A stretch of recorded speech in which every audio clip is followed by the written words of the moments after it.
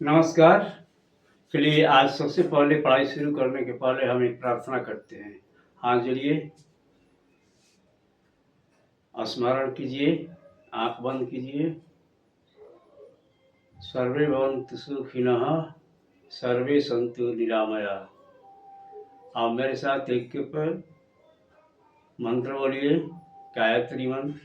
ओम भूर्भुवः स्वः तत्सवितुर्वरेण्यं भर्गो देवस्य धीमहि धियो यो नः प्रचोदयात्। हे परमात्मा, हमें सद्बुद्धि दें, उज्ज्वल भविष्य के मार्ग पर हमें प्रेरित करें। ओम। नमस्कार करिए, आंखें खोलिए। अब हम लोग पाठ अपना स्टार्ट करेंगे। चलिए स्टार्ट करते हैं। आज हम पढ़ेंगे फिजिक्स से गति और गति के कुछ नियम या गति कितने प्रकार की होती है। तो गति के नियम में हम आगे पढ़ेंगे, लेकिन आज पढ़ेंगे गति और गति के प्रकार पढ़ेंगे। ठीक है, तो चलिए हम गति सबसे पहले गति कब होती है? जब हम स्थिर रहते हैं उसके बाद गति होती है। स्थिर रहते हैं तो ना गति होती है। तो स्थिर कैसे रहते हैं? इसी को स्थिर रहते हैं तो उसको बोलते हैं विराम। विराम मतलब क्या? रेस्ट। जब हम रेस्ट में रहते हैं, अगति करते हैं, दोनों में होती। तो विराम किसको कहते हैं, रेस्ट किसको कहते हैं? तो अभी हम जो यहाँ पर खड़ा हैं चुपचाप, मेरा हाथ गोड़ पैर कुछ नहीं हिल रहा है, इसका मतलब क्या है? हम रेस्ट में हैं, यानी हम विराम की स्थिति में हैं। तो सबसे पहले जाने कि विराम की स्थिति क्या होती है। किसी वस्तु की अपेक्षा कोई वस्तु किसी समय अंतराल में अपनी स्थिति को परिवर्तन नहीं करता है तो उसको बोलते हैं विराम अवस्था। फिर से एक बार, जब कोई वस्तु किसी दूसरे वस्तु की स्थिति में समय के साथ अपनी स्थिति में बदलाव नहीं करता है तो उस स्थिति को विराम अवस्था कहते हैं। जैसे टेबल पर रखा हुआ किताब या बेंच पर रखा हुआ किताब या टेबल जहाँ जमीन पर रखा हुआ, आपका बस्ता बेंच पर रखा हुआ, वो क्या है? रेस्ट की स्थिति में, उसमें कोई परिवर्तन नहीं हो रहा है, ना हिल रहा है, ना डुल रहा है, ना इधर जा रहा है, ना उधर जा रहा है, तो रेस्ट की स्थिति में अर्थात विराम की स्थिति में है। ठीक है, तो इसको बोलते हैं हम लोग विराम। तो विराम किसे कहते हैं? जब कोई वस्तु किसी वस्तु की अपेक्षा समय के अनुरूप या उसमें कोई परिवर्तन नहीं होता है या उसके स्थिति में कोई परिवर्तन नहीं होता है तो उस स्थिति को हम विराम की स्थिति कहते हैं। अब गति की परिभाषा क्या हो जाएगी? ठीक उसी तरह गति की परिभाषा हो जाएगी। जब कोई वस्तु किसी दूसरे वस्तु की के अपेक्षा समय के अंतराल में या समय के अनुरूप यदि उसकी स्थिति में परिवर्तन होती है तो उसे हम गति की अवस्था में बोलते हैं। ठीक है, तो गति और विराम आप समझ गए। अब समझते हैं विराम की अवस्था तो स्वतंत्र है, लेकिन गति की अवस्था स्वतंत्र नहीं है। यह तरह तरह की गति होती है। तो आज समझेंगे कि तरह तरह की गति कौन सी गति होती है। चलिए समझते हैं। सरल रेखीय गति, वृत्तीय गति, दोलन गति, आवर्त गति और वक्र गति, इस तरह के हमारे पास गतियां हैं। तो सरल रेखीय गति क्या है? सरल रेखीय गति वह गति है जिसमें कोई भी वस्तु एक ही दिशा में सीधे जा रही है, उसको कहते हैं सरल रेखीय गति। जैसे सीधी सड़क है, तो सीधी सड़क है तो गाड़ी क्या जाएगी, सीधी जाएगी। और टेढ़ी रहेगी तो गाड़ी क्या करेगी, ऐसे ऐसे घूमते हुए जाएगी। टेढ़ी टेढ़ी सड़क पर और सीधी सड़क पर सीधा जाएगी। तो सरल रेखीय गति इसको बोलते हैं। जैसे मान लीजिए कोई भारी चीज है और ऊपर से गिर रहा है, तो गिर रहा है तो वो क्या होगा, सरल रेखीय गति। उसमें ऐसे ऐसे करने की कोई जरूरत नहीं पड़ती है, वो सीधे जाकर के जमीन पर गिरती है। लेकिन इसमें भी कुछ ऐसे चीज होते हैं जो जमीन पर गिरते हैं तो ऐसे ऐसे करते हैं, डोलते रहते हैं। कैसे डोलते हैं, जैसे मान लीजिए कि आप छत पर खड़ा हैं और आपके हाथ में कागज है और वो कागज को छोड़ दिए, तो कागज को छोड़ दिए, हवा है तो लेकर के उड़ गई, कहीं और लेकर भागेगी। और हवा नहीं है तो ऐसे ऐसे करेगी, ऐसे करके क्या हो जाएगी, गिर जाएगी। तो यह भी एक गति ही हुआ ना। तो लेकिन वही चीज जो भारी है वो गुरुत्व बल से सर से नीचे आ जाता है, वो क्या हो गया, सरल रेखीय गति या रेखीय गति। समझ में आया। तो इस तरह से सीधा सड़क पर चलना या किसी वाहन का चलना इत्यादि, और ऊपर से गिरता हुआ कोई भी चीज है ना, तो गिर रहा है तो उसको सरल रेखीय गति में कहा जाता है।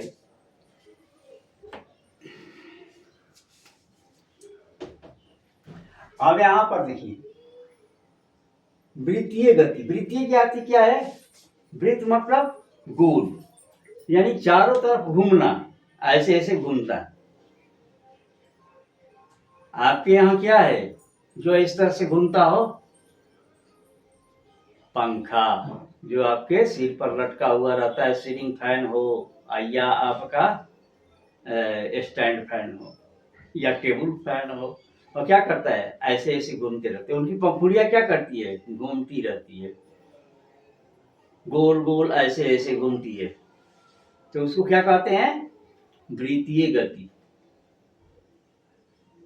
एक ही जगह पर है, एक ही जगह से वो क्या करती है, नाचती रहती है।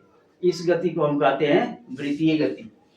पंखे की पंखुड़ियां वृत्तीय गति करती है और सुई की यानी घड़ी की सुई वृत्तीय गति करती है। पृथ्वी भी क्या करती है, अपनी धुरी पर घूमती है, वो भी वृत्तीय गति करती है। समझ में आ गया, सरल गति समझ में आ गया, वृत्तीय गति समझ में आ गया। आते हैं दोलन गति। दोलन गति मतलब हिलना, ऐसे ऐसे हिलते रहना, है ना। तो हिलता कौन है, कुछ देखे हैं, नहीं। बरसात के दिनों में झूला झूलते हुए देखे हैं, झूला झूले कदम के डारी, कृष्ण और मुरारी ना, कृष्ण मुरारी ना, एगो गीत गाता है ना लोग। तो झूला जो झूलता है ऐसे लगा हुआ है, डोरी लगा हुआ है, क्या करता है, ऐसे ऐसे झूलते हैं। झूला जो झूलते हैं उस गति को क्या कहते हैं, दोलन गति, मतलब हिलता है। तो झूला झूलना, और ये दीवार घड़ी एक जो होती है, दीवार घड़ी इस तरह से घड़ी, एक घड़ी होती है दीवार घड़ी ऐसे होती है। और देखिएगा नीचे इसको देखिएगा, ये घड़ी हो गई,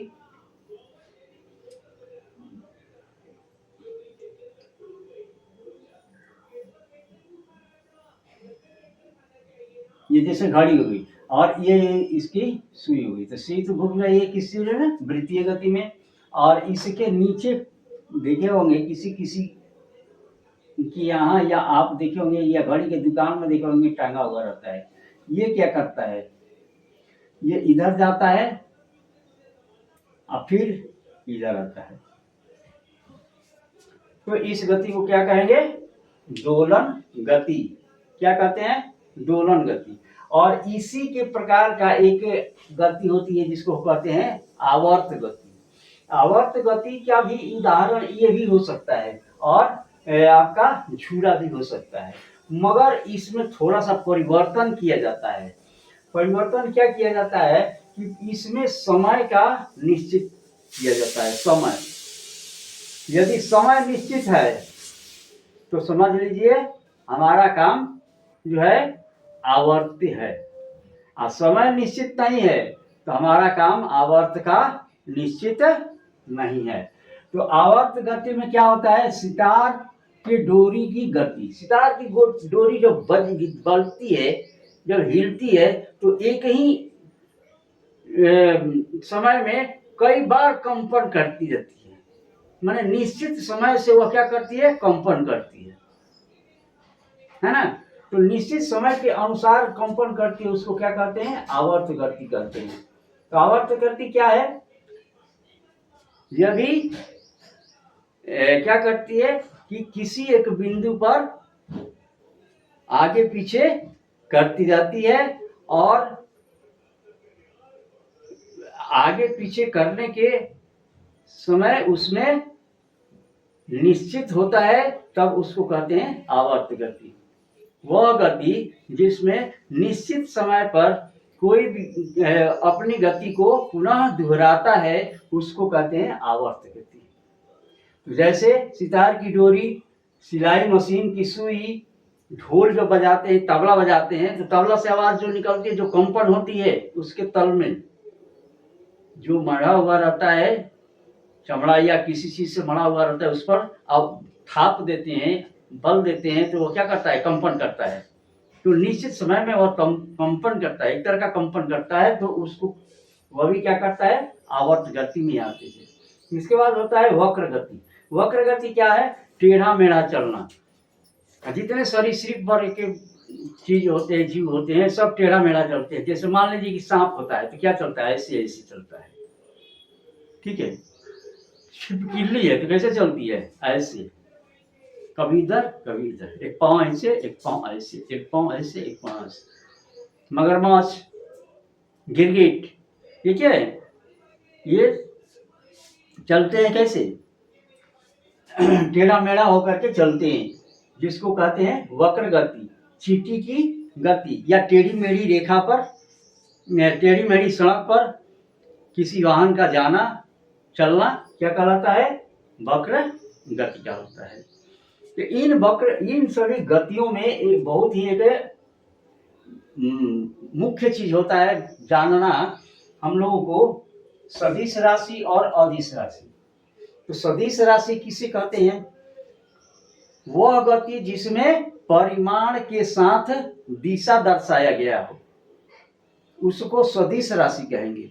और जिस गति में परिमाण केवल परिमाण हो और दिशा नहीं हो, उसको अदिश राशि कहते हैं। तो अदिश राशि में क्या क्या होता है, केवल परिमाण होता है, केवल परिमाण होता है। जैसे लंबाई का परिमाण, एक कॉलम की लंबाई कितनी है, 10 सेंटीमीटर हो गया, ठीक है। टेबल की लंबाई कितनी है, 1 मीटर, बस हो गया। ये केवल परिमाण बताता है। और इसमें विस्थापन, जैसे वेग हो गया, कितना वेग से वह आगे जा रहा है और कहाँ जा रहा है, कैसे जा रहा है, तो वह 4 किलोमीटर वेग से पूरब दिशा की ओर जा रहा है। तो इसमें दिशा यदि संभव है, दिशा मिल गया तो क्या हो गया, वह सदिश राशि हो गया। और दिशा नहीं हुआ तो क्या मिला, केवल परिमाण मिला, तो वह अदिश राशि हो गया। यानी परिमाण में केवल अदिश होता है, और परिमाण परस दिशा दोनों रहता है, तो उसको हम लोग कहते हैं सदिश राशि। ये बहुत ही इंपॉर्टेंट चीज है, परीक्षा में पूछता भी है, ठीक है।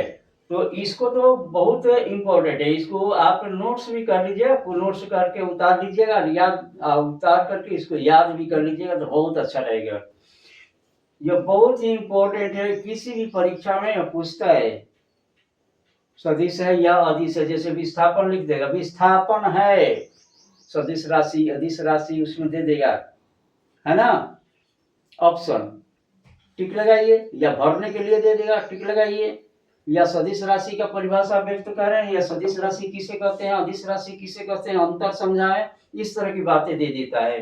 तो आप इसको नोट कर लीजिए, और नोट करके आप याद करिए। एक काम कीजिए, आप इसका शॉर्ट स्क्रीन ले लीजिए, मैं यहाँ पर खड़ा हूँ, चलिए, तो आज का ये पाठ समाप्त होता है। Thank you. खुश रहिए, मस्त रहिए, स्वस्थ रहिए, जहाँ भी रहिए हंसते और मुस्कुराते रहिए।